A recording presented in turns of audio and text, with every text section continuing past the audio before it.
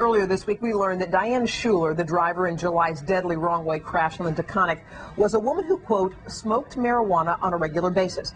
Not only that, but the bitch smoked cigarettes and ate cheeseburgers and she text messaged all the time. I mean, how are you gonna tie, someone that regularly smoked pot, you're gonna tie that into the auto accident? You have no idea.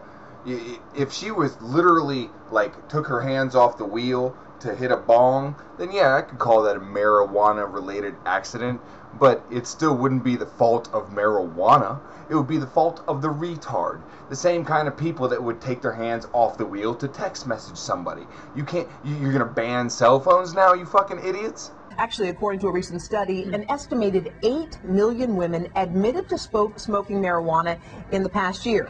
And I'm supposing that, all 8 million of them, or a very high percentage of that 8 million, all got into wrong-way head-on collision accidents that killed people, right?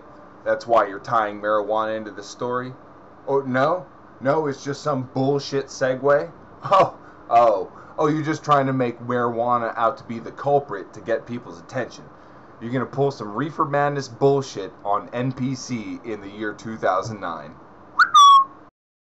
But is this harmless recreational drug use, or is it the sign of a dangerous addiction? $50 says they don't answer either of those questions during this news segment. Here to sort it all out for us are Dr. Julie Holland from the NYU School of Medicine and author of Weekends at Bellevue. Sounds like a, never mind. And Dr. Hal Urschel, an addiction psychiatrist and author of Healing the Addicted Brain. Welcome to you both. Welcome. Thank you. Thanks for having us. Those numbers, 8 million seemed like a lot. It seems like a lot because it's an 8 with 6 zeros behind it. But I guarantee you that's, the number is underrepresented. It's much more than that. And all the people that smoke and don't want to say anything, it's their hush-hush, their big secret. They're not outspoken about it like myself and many other people. And that's kind of the problem. Those people are hindering us because they're not willing to say, yeah, I'm all about it. And it makes it seem like we are a lesser percentage than we actually are. We fucking own these motherfuckers. We are the majority, I promise you. 10 million Americans are regular smokers. I'm sorry, 10% of Americans are regular smokers and 1% are daily smokers.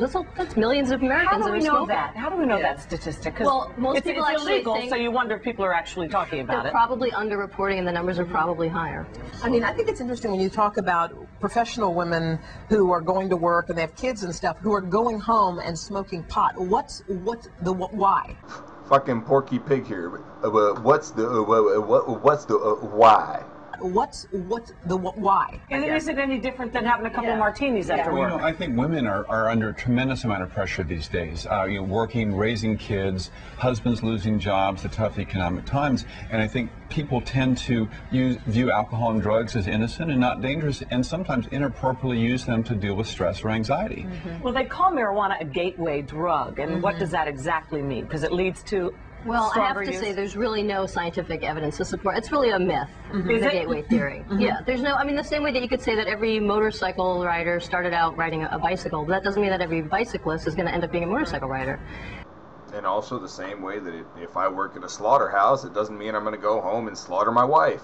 But for some people maybe who have they lean towards addiction, could that be the case? The majority of pot smokers don't go on to use other drugs. That's true, but the most people that use alcohol and drugs, 93% of them don't become addicted.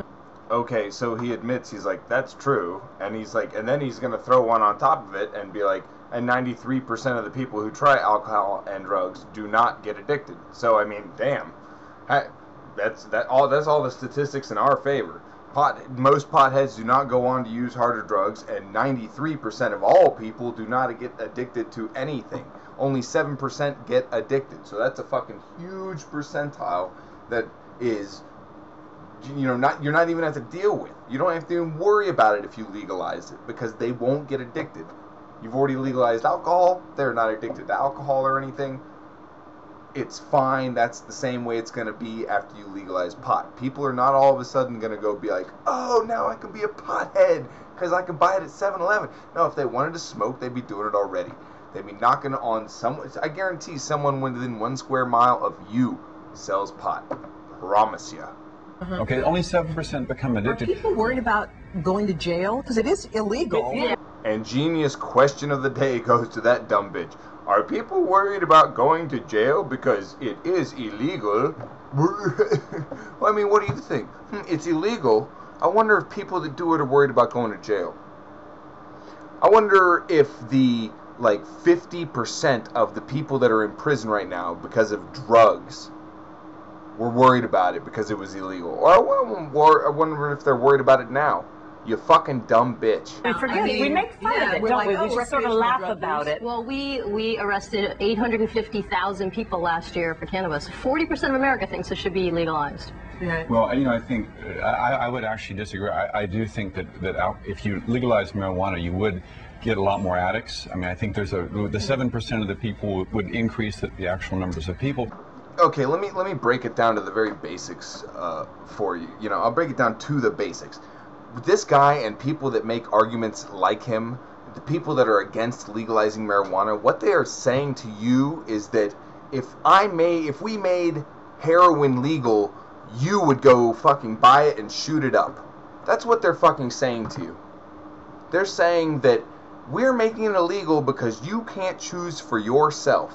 If we made crack legal, that means all you dumb bastards out there would go do it. You can't make up your own mind whether you want to do it or not. Huh? That's their fucking basic argument when they say shit like that.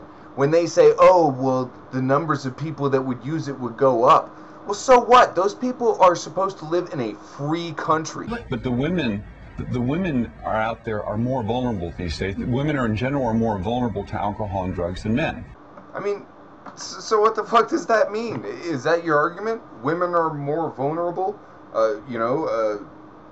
In the past 5 years, women have been in more auto accidents than men. Therefore, women, or we should just revoke everyone's driving license. I don't understand your argument or where it's leading.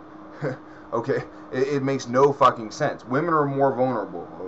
Okay, they're more vulnerable to getting knocked up too. What's your fucking point? You gonna outlaw sex or getting a hard-on? What's next? Can we just be casual marijuana smokers? I mean, there's some people who they don't become addicted, they just do it every now and then, or is this one of those things that you really kind of get hooked on? I think that people can integrate altered states healthfully into their lives. I think that people do.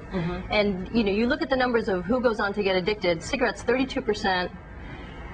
Then you've got heroin, 23, and then you've got alcohol at 15, cannabis down at 9. I mean, cigarettes and alcohol are major problems in America and costing us a lot of money. But, it's still a risk. And, alcohol and drug addiction is a chronic disease of the brain. Some of you guys might hate me for this, but I tend to disagree with that, like, alcoholism is a disease or whatever bullshit. Now, like, I drink because I want to drink. I almost consider myself an alcoholic. I've pretty much always got a fucking beer in my hand, even though I drink cheap, light beer, so it's like water. But, I mean, I make my own decision. And there are days that I'm like, man, I don't feel like drinking, and I just don't drink that day. And it's not a fucking disease. And it's the same with fucking smoking. If I feel like getting high, I'm gonna get high. And it's not like, oh my god, it's a disease. It's eating away at me. No, I might be irritable because I wanted to get high and I don't have any weed, but that's about as fucking hardcore as it gets. I'm not going around shooting people, holding up banks, or stabbing cops in the neck. You guys are retarded when you treat this so seriously when it's such a fucking... It's no worse than fucking cracking a beer after work. I think that's the real message here, is that women, there's hope for women. Anyone else out there getting the feeling that this guy only cares about women and women's addictions and shit? I mean, listen to him, for fuck's sake. That women, there's hope for women, and based on the Diane Schuler issue, if there's women out there now and have a drink with dinner at night, or if there's they're probably going to be okay. But if there's a woman that actually is having a drink in the morning to steady her nerves before she gets in the carpool line, well, that's okay, just it. If you're going to stay home at night and do that. I'm at the point now where I'm starting to think this is more sexist than it is stupid.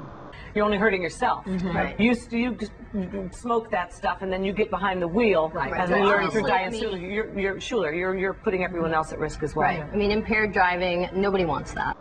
Duh. And some people But you say it know- has healing powers. Yes, you heard correctly. She said healing powers. But don't worry, she'll be corrected. Is there any truth? Medicinal. Any Yeah, yeah. medicinal powers? No, the You say no? negative Hal and I effects. may disagree. Yes. I think the negative effects, I mean, there's 250 substances in marijuana smoke. Only one of them is THC. So make THC legal, you retards. Have them put it in pure form, asshole, so you can dose it out in milligrams for people that need it. Fucktard. God damn, I mean, how obvious is this shit? Fuck you bastards. C0ct0pus out. Okay, but then you just look at THC. This is a Schedule III approved drug. It has medicinal use. The United States has a patent on using cannabis medicinally. They distribute medical marijuana to certain patients. I mean, it doesn't belong in Schedule I.